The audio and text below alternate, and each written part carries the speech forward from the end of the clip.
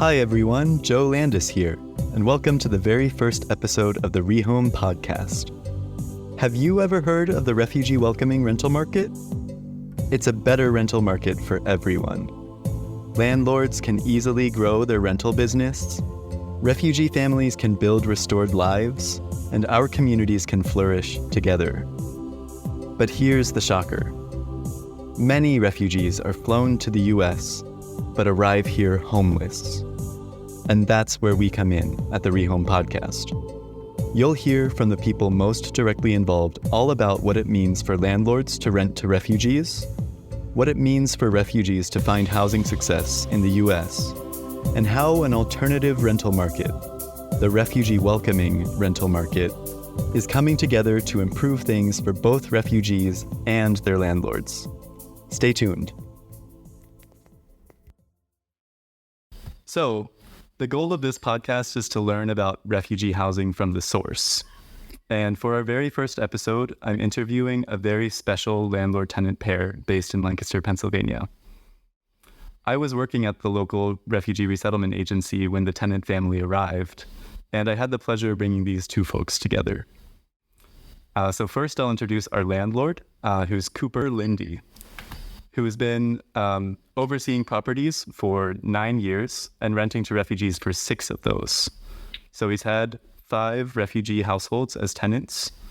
And I'll kick it over to you, Cooper, to tell us a little bit more about where you're from, how you first got into the business of rental properties, and what else you keep yourself busy with. All right. Thanks, Joe. Good evening. My name's Cooper Lindy, and I am from Lancaster, Pennsylvania. I got into the rental market primarily as a way for my kids' college funds. I wanted a little bit way to diversify investment-wise, and I had this sense that I wanted to invest a little bit more locally in a hard asset and also relationally.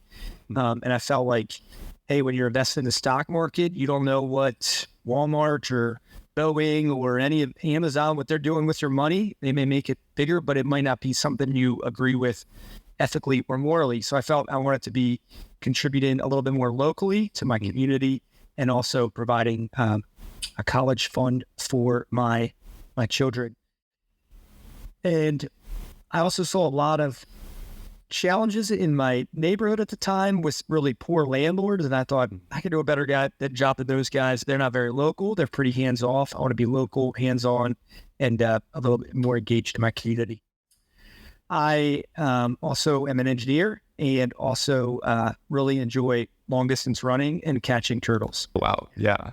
Amazing. There was a stream in my backyard growing up and we had snapping turtles. So that's an intense hobby.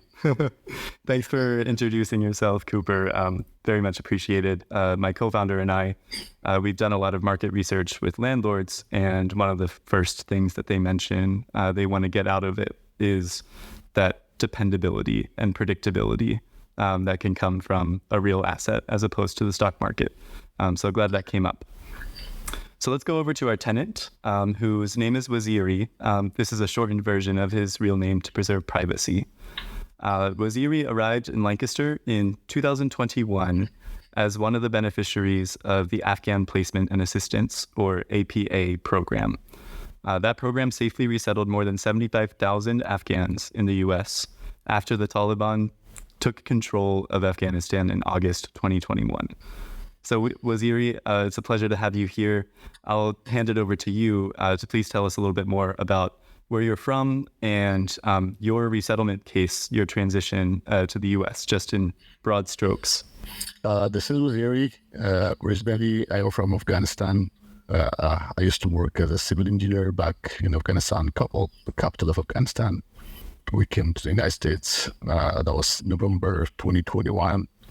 We settled here in Lancaster, PA, and I came here through CWS, Resettlement Agency, and now living here in Lancaster.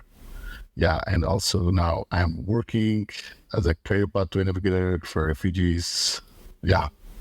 Fantastic. So Waziri, you mentioned that you work at CWS and you were also resettled by CWS. So I'm just going to do a side note for the audience that CWS stands for Church World Service, and it's one of the 10 national resettlement agencies that have a contract with the federal government to implement the official federal resettlement program. And Waziri, since you work at one of these agencies, could you tell us a little bit about like the structure of how resettlement works for someone as they go through the program and who the clientele are? Usually, a resettlement agency are helping all those who came from third country to the United States. There's different teams helping the refugees. The first is resettlement team or group for helping refugees finding houses and apply for their like medical benefits and our food stamps, everything needed. Yeah, and housing stuff. Yeah, until the resident, and after they're helping them with finding jobs. That's the side of thing that I am working now. Amazing. Great. And just a little bit kind of more formal context on the U.S. Reception and Placement Program, which is kind of the flagship program that the APA program, Afghan Placement and Assistance, was modeled after, and is sort of the most formal set of supports that the federal government gives to refugees. It's 90 days long from the day of arrival, and primarily it's 8 core services like housing, employment, school enrollment. Then after that, most folks are independent. But there's follow-on programs like the one that Waziri is working for that last for, is it about 5 years after arrival? Yeah, for the purpose of our conversation going forward, clarifying that refugees coming through this program are flown in by the government, and then they're placed into the care of resettlement agencies directly within American communities. So let's talk about that placement step. So for your family, Waziri, I was at the agency preparing for your arrival. I was really excited to hear about a potential match with a unit within Lancaster City, which is our small city, but there's lots of services right there, and it's easy to get around. So I thought this was a great match. But turning over to you, Waziri, what did you kind of first think of the house? How did you decide that this house fits your needs? Actually, first time when CWS housing team find us this house, which I think that was the first day, or maybe after a couple of days, I met Cooper in the house, and when I see him, like, he was very nice and to refugees and understanding their situation. And also when I see the house, like, it was good to fit for my family, which we're a group of 7 now. When we came here, we were 6. Yeah, the house was still in a good shape. Mm-hmm. I'll kick it over to you, Cooper. What about this particular house that you were overseeing made it a good fit, you think, for renting to refugees? I think with it being, like you said, it's in Lancaster City, and so it's close to resources like public transportation, schooling that is used to English as a second language. Mm-hmm. It's got good access to jobs and social services that maybe with Social Security Administration and things like that with social services, good access, proximity to Church World Services. And then the other thing is, I thought like the house itself was in pretty good shape, ready for a family. It was a 3-bedroom, 1 bath, had some off-street parking. And so I was like, this is well suited, close to the elementary school, close to good jobs, close to public transportation, and close to services nearby. So I thought it was a good fit for a refugee family.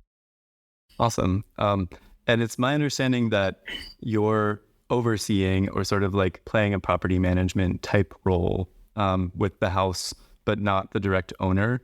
Did you have any kind of guidance from the owner in terms of your search for a tenant that you had to be following? the owner is a close friend of mine, and he is no longer local to the area, and he had a bigger property management company running it for him, and it was just not going well with some challenges there.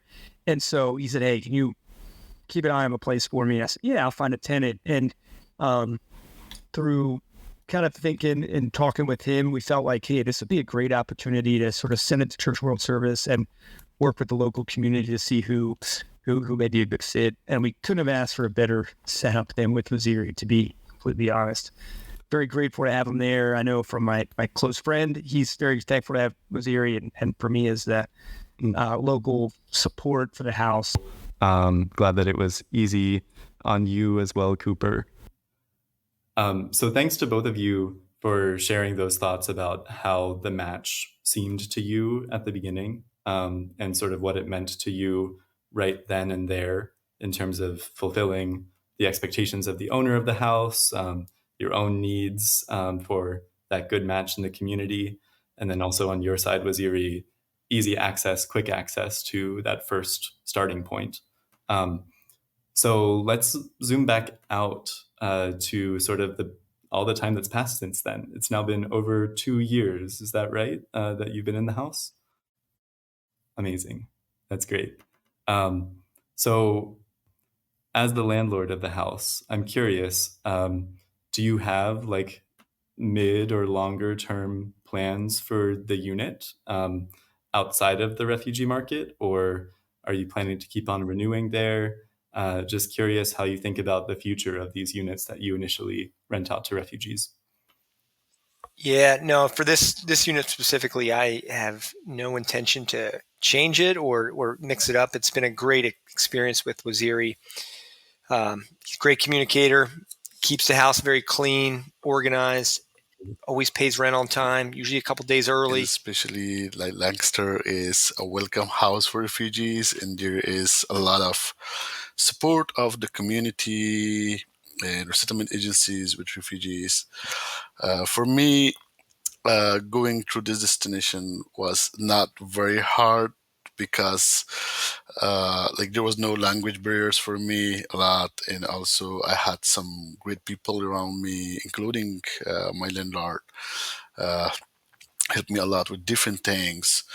Like my plan is to stay here as long as he was, and I'm happy here, and my kids and my wives are happy. Yeah, but definitely everybody want to have their own house and live there and stay there.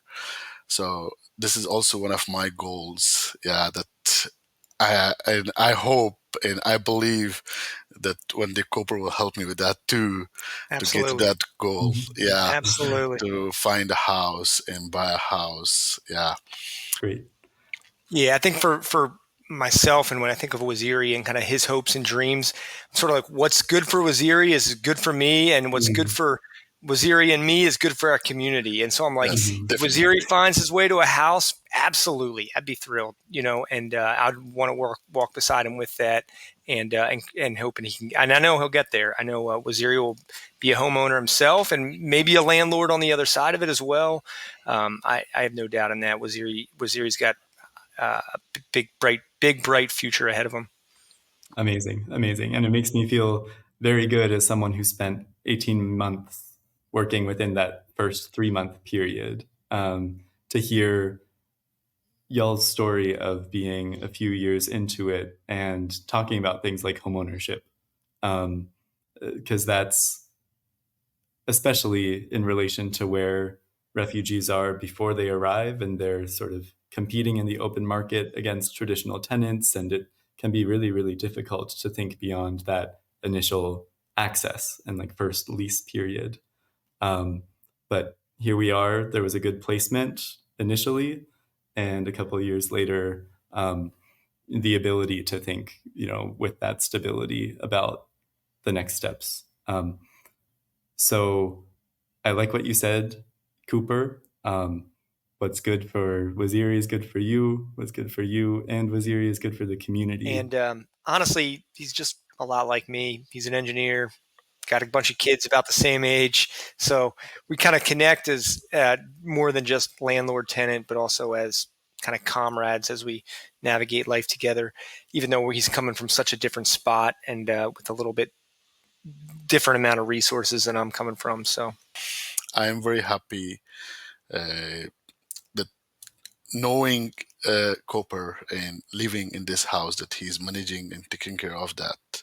Yeah, it has helped me a lot, or make me the path more softer or easier to get to my goal that I have, and to be more self-sufficient, and also take care of, as he mentioned, that he is doing these businesses in the local community. Tomorrow he has planned for his kids to be able to cover their expenses for college or universities. Yeah, the same. We also have this plan, and Cooper really made it, and he understand me. And it also gave the refugees a sense that if I am out of my country now, I have new people in here that they're care for us, and they're trusting us, they're believing us, their house. Yeah, I'm sure we're all humans, and we all have the sense when somebody's trusting me something and he's taking care of me, or he's understanding me. I should understand that, and I know that all most of the refugees also understand that. Yeah, that they are taking care of their responsibilities on behalf of the house, on behalf of the rent, and other things. Yeah. Yeah, well said. There's that like mutual commitment to each other Yes. and responsibility that maybe helps folks feel like they're more integrated into society. That sounds really lovely. So Cooper, I sort of an uncomfortable question, but like kind of with successful placements with refugee tenants, kind of what would keep someone from expanding their share of their business within renting to refugees? And feel free to yeah, be as honest as you like. it's a good question. I think the one area where I've seen it become a challenge with a landlord and refugee tenant is when sometimes the tenant may not have the resources around them. Like I think what lends itself well to with Waziri is there's a church community that was supporting him in the beginning, kind of helping out with some tutoring and English, and coming over with his daughters as they kind of settled in. And I even think with the birth of his newest one, he had a support network there. And I think sometimes there's refugees coming without any support network, not connected to a local church or a local community. So I think that's a key piece. Wazir, you might have your own thoughts, but I just think about some of the people that you were kind of working with and kind of guiding you along that made it successful. I think as well, the other thing is the support from Church World Services. I'm thinking fairly locally here. Some of that kind of comes and goes, when we think back when we had Joe Landis, it was great, but that's some of those hirings and funding and availability shifts with some of maybe the job market and things like that. So I think the success of the success of the agency as well, which here in Lancaster, it's Church World Services, is pretty important. And I think that honestly has been challenged recently. I'm not sure of all the details of it, but that's something to think. So it's not just Church World Services. I also think about like their local network that is a key feature to doing that. I think the other thing that people are nervous about renting to tenants to refugees is the job placement may be a little bit limited in terms of what they can make income wise. And so and then personally, I've had one challenge where they don't know, like my one tenant who's a refugee didn't realize like you can't use bleach in a washing machine with colored clothes. So all his clothes were stained white, and he thought it was something with the washer. And I said, well, you're using Clorox and this. So some of those things with like basic, household appliances that they may not be aware of, or certain cleanliness standards, But that's where the support network, whether it be from Church World Services or a local church organization, is key to making that successful, that transition to the some of the standards of America. Yeah. It doesn't fall under the normal job description of a landlord to do that sort of orientation culturally. So that makes a lot of sense. And hopefully there is very consistent support across the board for families as they make their transition. Yeah, the challenge that Cooper pointed out, that's true. But as he already says, that there's communities support with refugees, like welcome teams. And also the Refugee Resettlement Agency has a plan when a new refugee come to a house. To get to their permanent house, we have 24-hour visit that one or two of the resettlement agency employees will visit that house for 24 hours and help them how to use the oven maybe they never used in their country, or how to use the dryer washer, or how to use the electricity, and this also make it easy for the tenant or for the refugee how to use the things and how to take care of the things. Most important is having a welcome team or somebody from the community to help them how to take care of the house, how to use the supplies, and also beside the housing staffs, like the community help them, like how to use the transportation, like where's the grocery stores, how to buy grocery, and how to use your card or EBT or other things, or how to pay the rent. For me, actually, my welcome team, they helped me a lot with that, and I also, from first day still, and I tried my best to take care of the house, as my own house. And also, every refugee should take care of the house, because when a person is giving you their house and they're understanding your situation, they also expect that you take care of the house. In general, I am happy from him. And also, I heard of other refugees in here that they work with different landlords or house owners. Most of them are happy. And I'm just curious, Waziri, if you've heard of stories, others in your community, or even now current clients, folks who are not so happy with their initial housing placement. Why do you think that is, or what gets mentioned most often? Actually, the refugees, when they came here first time, if the settlement agency couldn't able to find them housing right away, if they live in some hotels, some places like that, or hosting somewhere, maybe that place would be not good fit for a while. Yeah. Thanks for mentioning temporary housing and hotel housing. It's I had asked about the unit that people eventually move into, but you're very right to mention that for lots of folks, the biggest challenge with housing is to move directly into hotels and then to sort of just be stuck there until the resettlement agency is able to find a landlord like Cooper, or any other type of landlord who's willing and able to make good use of connections to the refugee-welcoming rental market.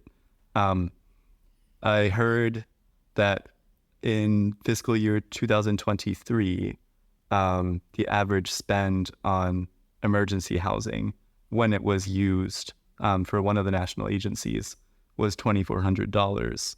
And that often came out of the direct aid accounts of families. It's usually $1,200 per person one time. It's their agency spending it on their behalf. But that's what we at the agency would often use to cover housing. Very few other resources, and it was just kind of a matter of how long it could last from the security deposit payment through until that direct aid ended. You're saying yes, Wazir. I imagine you remember hearing about your account kind of day to day in that resettlement period. That money is, actually, for a short period. I mean, after welcome money, we call usually refugee settlement agencies are spending on their first month, second or third month rents or bills, these things. Yeah, nothing will last from that. And Waziri, can you talk about your first job placement and how that kind of intersected with your housing journey? Yeah, my first job, I started working 4 seasons. Like that was for a very short period, like only for 5 weeks. And then through the same estimate agency, I have able to find another job that I started working supervisor in essential services. And then that job was really good and helped me a lot, covered expenses of family of 7 and also paying the rent and bill. And after that, I transitioned. I moved to work here.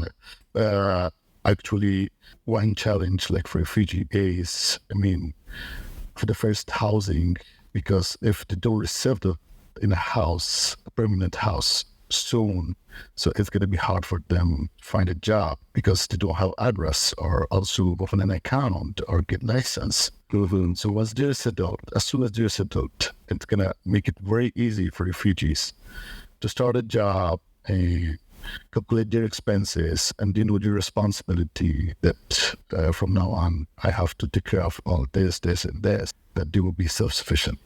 Yeah, absolutely. That self-sufficiency is so key. And as is the stability to get to that first job. And earlier you mentioned how folks are so driven to get into their jobs.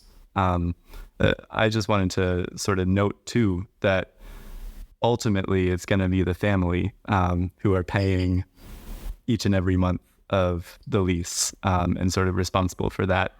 And so the government money matters, but even more it matters when people are placed into that good job. Any last thoughts from you, Waziri? I would say the fear that maybe some landlords which have from refugee is maybe not understanding them well or knowing them well. You know, about myself, I had a good life back in my country in Afghanistan, and now I'm living in here. Refugees are all hard workers, and we usually hear this where they work and their employers are telling us, because we have employment team here in CWS, and most of the employers that we referred our clients to them and talk with them, if they can employ them, most of the employers are very happy, and I'm sure they would take care of the houses because we're all humans. Even if I was in my own country, I had a house, and I know that if I don't take care of my house, so it will break or something will happen. It will not be in a good condition. I mean, if I don't take care of it, to leave it when I'm living in it, so I have to take care of the house the way I was taking care of that house, because this is also sort of my house now. I'm living in here. It's okay that I'm renting it. Yeah, my message for other landlords and all those people who are doing this business or managing property is, yeah, please trust the refugees. Maybe the first 1 to 3 months would be a little bit hard, or maybe you will have some things in mind, or how would they understand how to use the house, or how would they be able to pay the rent or take care of the house. Yeah, I believe on that. They will learn. I mean, all this not understanding or how to use of the supplies for house is a very for a very short time. It's not something which will be like this for years or for months. Yeah, maybe for a month or two, but I'm sure once they learn and once they know each other, they will take care of the house and they will pay the rent on time. It's been almost 3 years that I'm in this house, and Cooper is here. I always tried my best. He already mentioned that I have paid my rent on time or either a day or two before, and I never wanted to pay the rent after that. I mean, the time that I should pay. No, this is my goal. Like every month from my, I mean, this is the story of refugee that I'm telling our landlords. Like this is my goal, and also other refugees when they're working somewhere. Like first of all, they're trying to put the rent money in a side to pay that. And I've after seen this that, too. yeah, and they take care of the other expenses. So please Mhm. don't have fear from this. I promise, like most of the refugees are hard workers. Yeah, once they learn and once they understand, yeah, they will take care of the house and they will pay the rents and everything. I think a lot of American landlords are used to just thinking in terms of like, is someone making 3 times or 4 times the amount of the monthly rent? And if so, they're going to be good. They're going to be dependable with their finances because they have the margins. And if not, that might be a challenge. But what you're sharing, Waziri, is a good reminder of the unique situation that resettled refugees are in, where um, you know it's housing. It's so core to their first days and years in the country, and so there isn't that sense of like, oh, and then I'll have to find the money for the rent. There's often, you know, that eagerness to go ahead and plan ahead for it and make sure that it doesn't slip. I think one other area where landlords may be hesitant about renting to tenants is they feel this significant difference of culture and this big divide between them and between the landlord and the refugee. But actually, in my own experience with the refugees I've had, the differences between I feel a stronger difference between some of my American tenants than I do my refugee tenants. That kind of that work ethic, that entrepreneurial spirit, that kind of optimism, that kind of hope for the future that comes through with a lot of these refugees. I have more similarities, even in some moral and personal decision making, family situations. I feel like I have more in common with my refugee tenants than I do with some of my American tenants. So don't let those differences kind of hold you back. As I think of Waziri, we have more in common than almost any one of my tenants. And that's a very comforting thing to have with a landlord and a tenant, that, hey, we're kind of in this together, and we're coming from a not always the same location or with the same resources, but a kind of a same spirit that transcends those differences. That's great to hear. Thank you for sharing that, Cooper. Yeah, it reminds me of when I, as someone from Lancaster County, so raised in a relatively conservative cultural background, went and studied abroad in Jordan, also a country with a relatively conservative culture. Um, Mm-hmm. I found myself relating so much more to my Jordanian host family and people I met day to day in Jordanian society than I did to my fellow American study abroad students who were just from other universities around the country, shared language, lots of shared culture stuff. But you're right, there are certain mindset things that are hard to replicate. And it's cool to see how um, that transcends culture and borders in many ways, in unpredictable ways. And I'm glad that you found and that. Actually, if I can just note, you all seem to have communicated a lot after the placement, and Waziri, your English is perfect, so that's great. Cooper, could you talk a little bit about experiences you've had across languages as a welcoming landlord? Yeah, that's a good question. I kind of chuckle because I feel like there's always, there's one guy with like Swahili and French or Mm-hmm. Arabic or Spanish, and you just get good at with Google Translate and knowing a few words, especially thank you, you're welcome, and hello or good morning. You kind of know those basics. I'm sure that makes people nervous about getting in with refugees with a language barrier, but that is with technology these days, that's easily overcome. Obviously, Waziri is an excellent English speaker, so there's no problem there. But even with my tenants that have more limited language, I'm always struck by, like, I have a father-son duo, son's in high school, and he sort of works as a translator, and with Google Translate and with WhatsApp and with pictures, we can kind of get to it. But I think the language barrier is not anything to be worried about. Lovely. So Cooper and Waziri, thank you so much for taking the time to sit down and chat about your experiences. I really enjoy hearing how you both talk about each other. And it's just so clear that, when the match is right, the match is right, and all it takes is a great landlord and a great tenant. And it seems like you both are that for each other. So I wish you a very happy landlord-tenant future, come what may, with, an eventual transition into homeownership. So let's go into some calls to action. Now that we've heard this great, happy, and layered story and set of experiences from both Cooper and Waziri, as I mentioned, ReHome's purpose is to get more people involved in the refugee-welcoming rental market. And you heard over and over again how much of a difference support from community members outside of the landlord sphere and outside of the tenant sphere, but just humans supporting success in this rental market goes a long way and makes a big impact.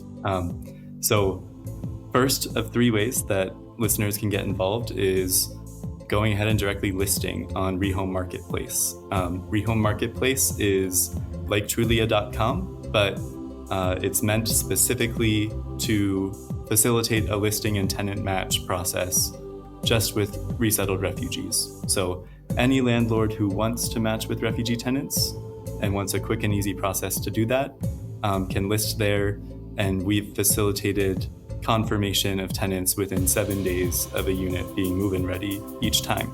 So it saves a lot of time and money and stress on the marketing end. So that's at www.rehomemarketplace.com. And then 2 more ways to support. The second is to support our crowdfunding campaign. ReHome has been doing a lot of market research and initial market testing, and now we've had a paid contract for 8 months and are generating some revenue through some intensive support to housing staff, actually within the Lancaster office that we've been talking about in this episode. But we want to scale that up. We want to be providing more direct service for the housing management process at every resettlement agency in the country, because we have the software capabilities, we have the understanding of how this market works, and we know there are efficiency gains to be had. So we're crowdfunding so that we can develop housing management software for resettlement agencies that will help them in their core operations and communications with landlords. And if you'd like to support that, you can visit rehomemarketplace.com/support. And then third of all, please let us know of any ideas that you have for how to improve refugee housing. You heard a little bit of thoughts on both sides in this small conversation, but we'd welcome you to email hello@rehomemarketplace.com with your ideas of what we might be able to do as a platform, or just generally, landlords would benefit from this, refugees would benefit from that. Both sides would benefit together from, something like a rent guarantee fund or any other creative ideas to just help to make this market grow and thrive are very, very appreciated. And thank you very much for listening to the first episode of the ReHome Podcast. We'll try to put these out regularly and continue to share really interesting stories of these life-changing matches and the rental market that's behind them.